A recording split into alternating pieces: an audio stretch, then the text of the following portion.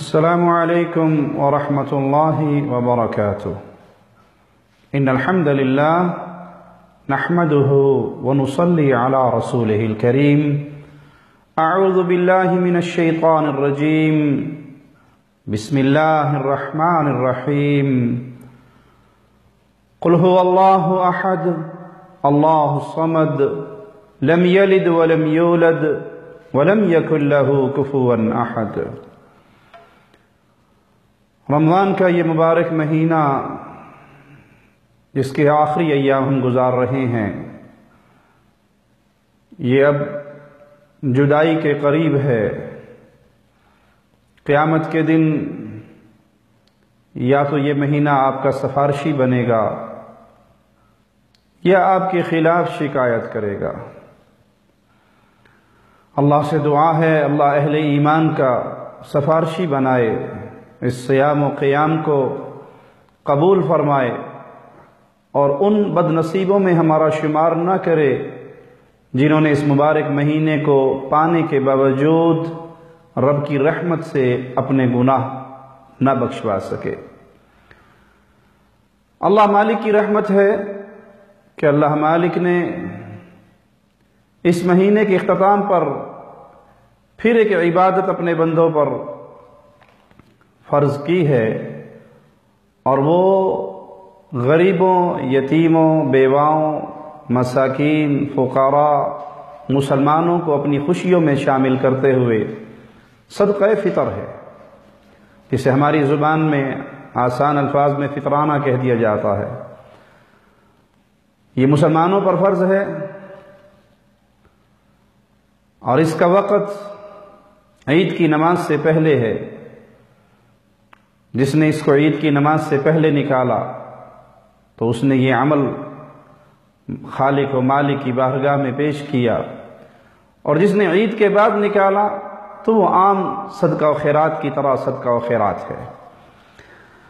اس کا مقصد روزے دار سے اگر کوئی بھول چوک ہوئی، کوئی زبان سے ایسے جملے نکلے، کوئی غلطیاں ہوئی، تو یہ عمل اللہ کی رحمت سے اس کی ان خطاؤں کی مغفرت کا ذریعہ بنے گا۔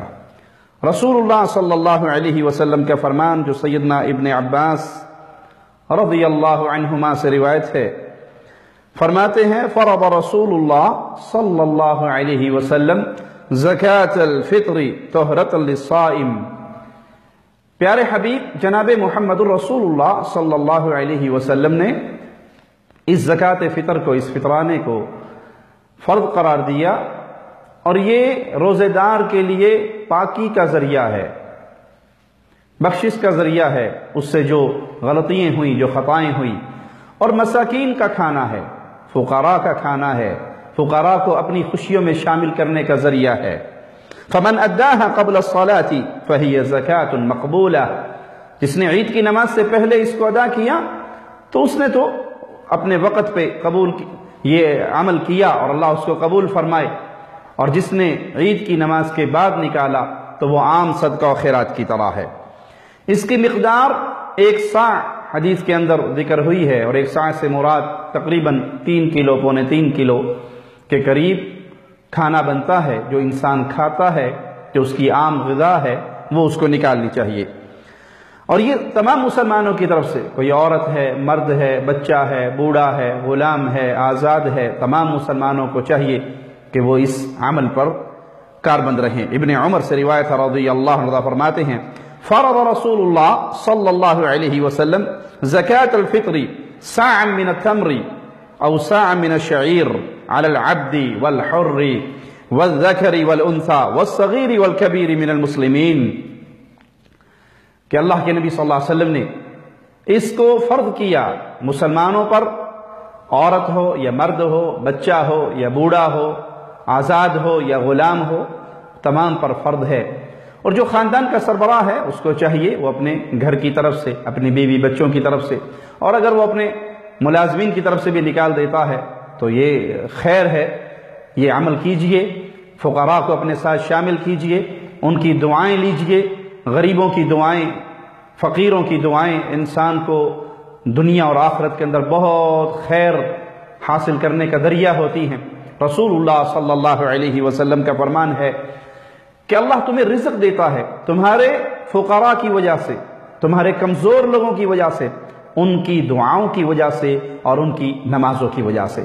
تو آپ جو کھاتے ہیں، آپ چاول کھاتے ہیں، آپ گندم کھاتے ہیں، آٹا کھاتے ہیں، تو آپ چاول میں سے، گندم میں سے، آٹے میں سے، کھجور میں سے، کشمش میں سے، ان چیزوں میں سے اتنا وزن نکالیے اور فقراء میں تقسیم کیجئے۔ عید سے ایک دن پہلے یا 2 دن پہلے بھی نکالا جا سکتا ہے کہ انسان اگر مصروف ہے اور وہ عید رات، چاند رات نہیں دے سکتا تو وہ 1 دن پہلے یعنی 28 تاریخ کے بعد یہ عمل کر سکتا ہے۔ کچھ لوگ نقدی دیتے ہیں، کیش دیتے ہیں۔ اکثر سوال کرنے والے بھی سوال کرتے ہیں جی اس سال فطرانہ کتنا ہے؟ تو فطرانہ ہمیشہ زکوٰۃ فطر وہ 1 صاع ہے جو 2.25 کلو یا 3 کلو کے قریب وزن بنتا ہے، لیکن اس کا نقدی دینا سنت رسول صلی اللہ علیہ وسلم کے مطابق نہیں ہے۔ آپ نے حکم دیا یہ کھانا دینے کا، آپ کھجور دیں 3 کلو یا کشمش دیں یا شعیر دیں جو جسے کہتے ہیں، یا گندم دیں یا چاول آپ کھاتے ہیں۔ مملکت سعودی عرب میں اللہ اس بلاد حرمین کی حفاظت فرمائے، سب سے بہتر زیادہ کھانا جو استعمال ہوتا ہے وہ چاول ہے، تو وہ چاول دیجئے۔ جو چیز آپ کھاتے ہیں، آپ کے استعمال میں ہے، آپ کی خوراک ہے، وہ دیجئے، نقدی نہ دیجئے بلکہ سنت پہ عمل کرتے ہوئے یہ کام کیجئے۔ زکوٰۃ فطر کے ساتھ ساتھ ہمیں یاد آیا اسلام نے، قرآن حکیم نے خاص طور پہ نماز کے بعد جس حکم کو کثرت سے بیان کیا ہے وہ زکوٰۃ کی ادائیگی ہے۔ اگر کوئی شخص اس میں سستی کرتا ہے تو اس کے لیے میں صرف ایک حدیث سناتا ہوں۔ سب سے پہلے اپنی جان کو نصیحت ہے اور پھر تمام اہل ایمان کو نصیحت ہے۔ قیامت کے دن جب لوگوں کو پیش کیا جائے گا اور ان کا حساب و کتاب شروع ہوگا تو وہ لوگ جنہوں نے اس دنیا کے اندر سونا چاندی اکٹھا کیا، مال و دولت اکٹھی کی، لیکن اس کی زکوٰۃ نہیں نکالی، تو ان کا مال جہنم کی آگ پہ تختیاں بنا کر گرم کیا جائے گا، سونے کی شیٹس بنا کر جہنم کی آگ پہ تپایا جائے گا، جس سے ان کے جسم کو داغا جائے گا۔ اور حدیث کے لفظ ہیں کہ جو ہی ان کی شدت میں کچھ کمی ہوگی تو اللہ ان کو جہنم پہ اور گرم کرنے کا حکم دے گا اور دوبارہ تپایا جائے گا، اور پھر ان کے جسم کو جلایا جائے گا اور ان سے کہا جائے گا یہ وہ تمہارا مال ہے جن کی تم نے دنیا میں زکوٰۃ ادا نہیں کی۔ یہاں تک کہ لوگ اپنے حساب و کتاب سے فارغ ہوں گے اور ان کے ساتھ یہ ماجرا جاری رہے گا۔ حدیث کے لفظ ہیں کہ وہ دن 50,000 سال لمبا ہوگا۔ آپ تو مر جائیں گے، آپ نے اگر سونا اکٹھا کیا ہے، چاندی ہے یا اماؤنٹ ہے، پیسے ہیں یا پراپرٹی ہے، وہ مال آپ کا نہیں ہے، مرتے ہی وہ وارثوں کا ہو گیا، لیکن آپ نے اپنی زندگی میں اگر اس کی زکوٰۃ نہیں دی، اس مال کو دبائے رکھا، تو قیامت کا پہلا دن 50,000 سال لمبا زکوٰۃ نہ دینے والے کو اس کے مال کو اس شیٹس میں تبدیل کر کے جہنم کی آگ پہ گرم کر کے جلایا جائے گا۔ تو اللہ کے لیے اپنی قبر کو سامنے رکھیے، اپنی آخرت کو سامنے رکھیے۔ اگر آپ کے پاس 7.5 تولے سونا ہے یا 7.5 سے زیادہ ہے تو یہاں سے سٹارٹ ہو گیا، اس کی زکوٰۃ دیجئے۔ اور اس کا رمضان سے تعلق نہیں، جو ہی آپ پر سال پورا ہوا، کسی نے محرم میں سونا خریدا تو اگلے محرم میں، کسی نے شوال میں خریدا، جب آپ پر سال پورا ہو جائے اس کی زکوٰۃ نکال دیں۔ لوگ رمضان میں نکالتے ہیں ثواب کی نیت سے کہ زیادہ ثواب ہوگا، تو چاندی ہے اس کی زکوٰۃ دیجیے۔ آپ نے پراپرٹی خریدی بھی ہے اس لیے کہ اس کا ریٹ ہائی ہوگا تو میں اس کو سیل کروں گا، تو اس پر زکوٰۃ ہے۔ اگر آپ کا ذاتی مکان ہے، رہائشی مکان ہے، اس پہ زکوٰۃ نہیں ہے، آپ نے پلاٹ خریدا ہے اور اس پلاٹ پہ آپ نے گھر بنانا ہے تو اس پہ زکوٰۃ نہیں ہے، لیکن آپ نے پلاٹ لیا ہے کہ اس کی مارکیٹ ویلیو جو ہی بہتر ہوگی میں اس کو سیل کر دوں گا، تو اس پر زکوٰۃ ہے۔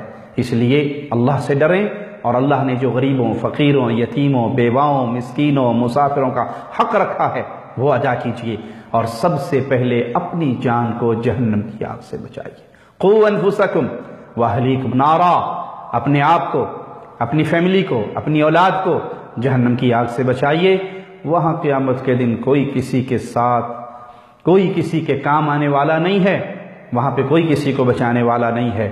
اللہ سے دعا ہے اللہ ہمیں دین پہ قائم رکھے اور اسی دین پہ ہماری موت ہو، آخری لمحات ہم زندگی کے سب سے پیارے لمحات اللہ کی عبادت والے گزار رہے ہوں، اور ہماری زبان سے لا الہ الا اللہ کا ترانہ گونج رہا ہو، اور اس حال میں ہماری روح نکل رہی ہو کہ فرشتے ہمیں پیغام دے رہے ہوں اپنی مبارک روح کو باہر نکال، تیرا اللہ تجھ سے راضی ہو چکا ہے۔